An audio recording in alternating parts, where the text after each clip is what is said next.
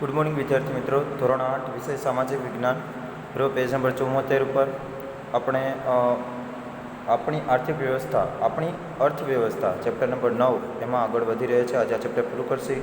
પછી જે સ્વાધ્યાયના ફોટા મોકલ્યું એ બધા પાકી નોટમાં લખવાના હશે ફરજિયાત.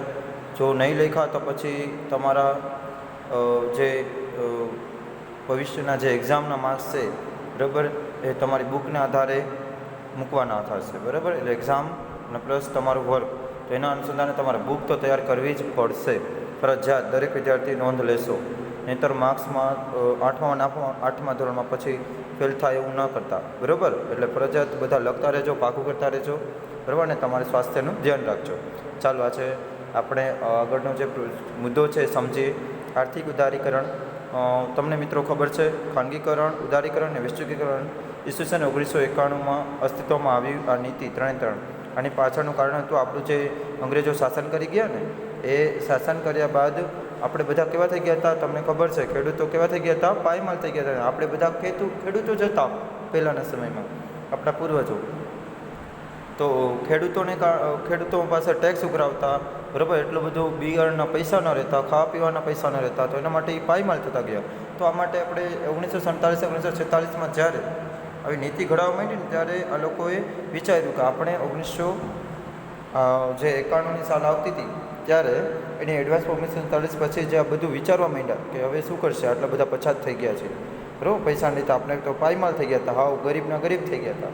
તો એના કારણે થઈને સરકારે નીતિ અમલમાં લાવી છે 1991ની ઉદાર નીતિ બરાબર અપનાવેલી.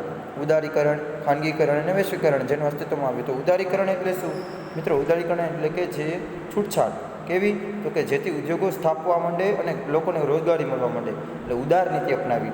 કોઈ ટેક્સમાં પણ કેવું આપી? રાહત આપી ત્યારે. હવે તો બધી જગ્યાએ ગામડાઓમાં અને એમાં ઉદ્યોગો સ્થપાય છે ને, ઉદારીકરણની નીતિ છે બરાબર, જેનાથી ગામડાના લોકોને શું મળે મિત્રો?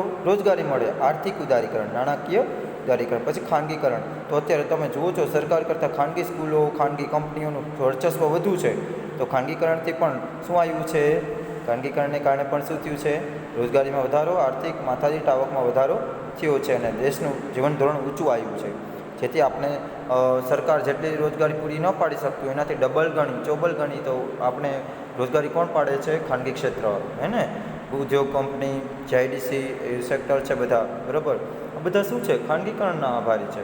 જેના કારણે ખાનગી ઉદ્યોગોને કારણે હજારો લોકોને રોજગારી મળે છે. સરકાર એટલા હજારો લોકોને રોજગારી નથી આપી શકતી, માટે ખાનગીકરણને કારણે જ રોજગારીમાં શું થયું છે? વધારો થયો છે. હવે બધાને રોજગારી આપે એટલું તો જરૂરી, એટલું તો શક્ય નથી, અને એના કારણે પછી પગારે ચૂકવવાના, હે ને? તો પછી ટેક્સ વધારે, પાછા પગાર ચૂકવીને બધું સંકળાયેલું છે એકબીજા સાથે. તો ખાનગીકરણ આ છે. પછી વૈશ્વિકીકરણ. તો મિત્રો વૈશ્વિકીકરણને કારણે આપણે આપણા દેશની વસ્તુ બીજા દેશમાં શું કરી શકીએ છીએ? વેચી શકીએ છીએ અને બીજા દેશમાંથી આપણે ખરીદી શકીએ છીએ. આ વૈશ્વિકીકરણ છે. જેના કારણે આપણા દેશમાં વિદેશી નાણું આવશે, વિદેશી મૂંડિયામણ આવશે અને આપણી આર્થિક સ્થિતિ સુધરશે, હે ને?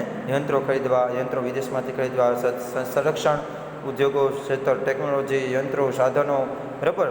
તો આ બધું કોણ આપણે છૂટ આપે છે? તો WTO એટલે કે વર્લ્ડ ટ્રેડ ઓર્ગેનાઇઝેશન. આમાં આવશે, જો આમાં ક્યાંક હશે જ, જો આવી રહ્યું વિશ્વ વ્યાપાર સંગઠન છે, વર્લ્ડ ટ્રેડ ઓર્ગેનાઇઝેશન, વિશ્વ વ્યાપાર સંગઠન, હે ને? પછી વૈશ્વિકીકરણની અસરો શું થઈ એ જોશી બરાબર. મેં તમને હાઇલાઇટ આપી દીધી, સમજાવી દીધું છે, તો જોતા જાય. આર્થિક ઉદારીકરણ. વિશ્વની સાથે ચાલવા, વિશ્વ પ્રવાહમાં ભળવા માટે અને ભારત દેશને વિકસિત રાષ્ટ્ર બનાવવા ભારત સરકારે પોતાની આર્થિક નીતિઓમાં કેટલાક ફેરફારો કર્યા. એ અનુસાર સન 1991ની ઉદાર નીતિ અપનાવી. કેના કારણે? આપણે પાયમાલ થયા હતા, એમાં સુધારો કરવા માટે આ નીતિ અપનાવી છે, ઉદાર નીતિ. આ નીતિ અનુસાર ઉદ્યોગ, વેપાર અને ધંધાને લગતા કેટલાક જે કંટ્રોલ હતા ઈસ્ટ ઇન્ડિયા કંપનીએ, જે અંગ્રેજો અને ભૂરિયાઓએ જે આપણી પર નિયંત્રણો મૂકેલા હતા એ દૂર કર્યા અને કરવેરા પણ શું કર્યા? ઘટાડ્યા.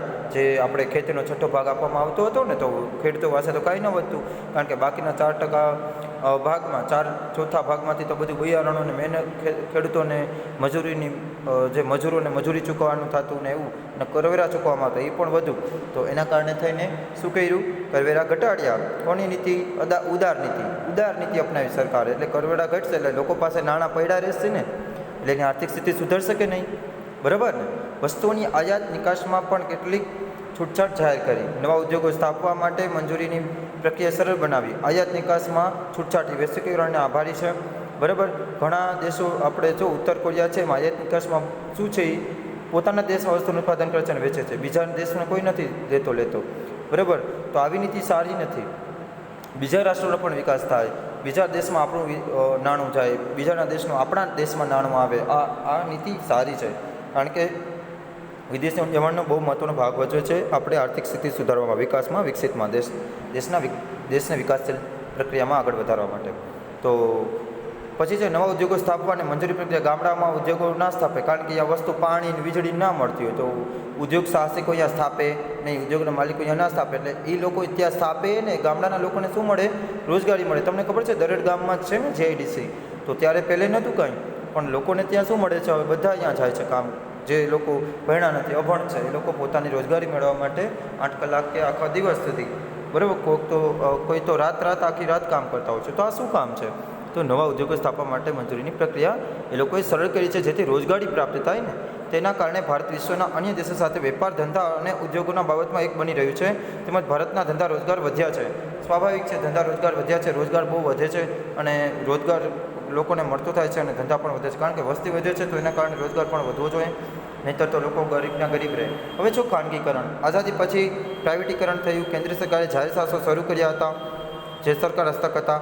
સમય જતાં જાહેર શાસન ઉદ્યોગો ખોટ કરતા ગયા, જાહેર શાસકો કેવા થઈ ગયા, ખોટ કરતા થઈ ગયા, નફો ઘટતો ગયો અને તેમના કેટલાક એકમો બીમાર પડવા એટલે કે લોકો જે ધંધા ઉદ્યોગો છે ને એ બીમાર પડવા, મતલબ કે એ સાવ એ ખોટમાં જવા, એના કારણે ધંધો શું કરવો પડતો, સરકારે બંધ કરવો પડતો. સરકારી ક્ષેત્ર રેલવે છે, ખાનગી ક્ષેત્ર રેલવે તો ન આવે પણ એમાં તો કોઈ બીમાર નથી પડતા એવા ધંધાઓ, પણ એક સારા વિકસિત છે. તો બીમાર પડવાથી લોકોને રોજગારી મળતી બંધ થઈ, કારણ કે સરકારે હવે શું કર્યું, જાહેર શાસનો બંધ કરવા માંડ્યા, જાહેર શાસનો સારા ન ચાલતા, એટલા માટે એણે પ્રાઇવેટીકરણ કર્યું. સરકારના અર્થતંત્ર પર એની અસર થઈ, કામદારો સંગઠિત થયા પણ ઉદ્યોગો નુકસાનમાં આવી ગયા અને આવી પડ્યા. અને બીજી બાજુ વિશ્વમાં ગુણવત્તાની બોલબોલા થવા લાગી, એટલે ગુણવત્તાની દ્રષ્ટિએ પણ આપણા દેશ પાછળ થવા માંડ્યો. ખાનગી શાસકો નફો કરવા લાગ્યા, એટલે કે હવે સરકારે કેમાં ધ્યાન દીધું, નફો કરતા ક્ષેત્ર, એટલે ખાનગી ક્ષેત્રમાં રૂપાંતર થયું જાહેર શાસનનું, કારણ કે અહીંયા નફો મળે છે. આ બધી પરિસ્થિતિએ ખાનગીકરણને પ્રોત્સાહન આપ્યું. સરકાર જાહેર શાસનમાંથી ખસવા લાગી અને ખાનગીકરણ તરફ વળી. સંયુક્ત સાહસ એ ખાનગીકરણની પ્રક્રિયાનો એક ભાગ છે. બરાબર, સંયુક્ત સાહસ એટલે કે વિદેશી કંપનીઓ, ભારત કંપનીઓ અથવા તો આપણા દેશની 2 કંપનીઓ સંયુક્ત સાહસ કરે, એ ભેગા સ્થાપે, ભાગીદારી, જેમ એ ખાનગીકરણનો જે પ્રક્રિયાનો ભાગ છે. પછી જોઈએ મિત્રો વૈશ્વિકીકરણ એટલે સમગ્ર દેશોનું એક બનવું અથવા એકબીજાના નજીક આવવું. વૈશ્વિકીકરણની વિશ્વનો કોઈ પણ દેશ વિશ્વના અન્ય દેશ સાથે સરળતાથી વેપાર ધંધો કરી શકે છે. તેનાથી એકબીજા દેશોની બજારો અને ઉત્પાદનોમાં એકીકરણ થઈ રહ્યું છે. એકબીજા દેશો વચ્ચેના પરસ્પર સંબંધો અને તીવ્ર એકીકરણની આ પ્રક્રિયા જે વૈશ્વિકીકરણ છે. વૈશ્વિકીકરણને મદદ કરનાર અને ઉત્તેજન આપનાર જો કોઈ મહત્ત્વની પ્રક્રિયા હોય તો તે છે માહિતી ટેકનોલોજીમાં માહિતી ટેકનોલોજીમાં આવેલી અભૂતપૂર્વ ક્રાંતિ, જે ઈમેલ ને SMS ને મેસેજ ને પેસેન્જરને છે ને મેસેન્જર, એ બધું માહિતીની સંદેશા વ્યવહારમાં જે આપણે ઓર્ડર આપવો એ બધું હવે ઈમેલથી થઈ જશે. જે પહેલે પત્ર દ્વારા થતું, ટાઈમ જતો, ખર્ચ થતો, બરાબર, સમયનો ખર્ચ થતો. તો એ બધી આપણે સમયની ટેકનોલોજીમાં આપણે એક મેસેજ ગમે તે વર્લ્ડના કોઈ પણ જગ્યાએ મૂકી શકીએ છીએ ને, જેને આપણે ઇન્ફોર્મેશન ટેકનોલોજી તરીકે ઓળખીએ છીએ. વિશ્વ વેપાર સંગઠન WTO એટલે કે વર્લ્ડ ટ્રેડ ઓર્ગેનાઇઝેશન આ દિશામાં કાર્ય કરી રહી છે. જેથી આખું વિશ્વ એક વ્યાપાર સંસ્થા બને એવું કરી રહી છે, જેની સ્થાપના ક્યારે થઈ હતી, 1995માં. બરાબર, અત્યારે એને 27 વર્ષ થઈ ગયા WTOને, જે વિશ્વના દેશોને આગળ લાવવા માટે એક દેશ બીજા દેશથી શું કરે, વસ્તુની લેતી દેતી કરતો થાય, જેથી વૈશ્વિકીકરણ દેશ આગળ વધે, વિશ્વ આગળ વધે, એવું એનું કામ છે. વૈશ્વિકીકરણની અસરો શું થઈ, તો માહિતી ટેકનોલોજીને કારણે સેવા ક્ષેત્રમાં રોજગારીની નવી તકો ઊભી થઈ. સેવા ક્ષેત્રો ક્યાં, બેન્કિંગ, વીમા, વાહન વ્યવહાર, સંદેશાવ્યવહાર, સેવા ક્ષેત્રમાં રોજગારી લોકોને મળતી થઈ.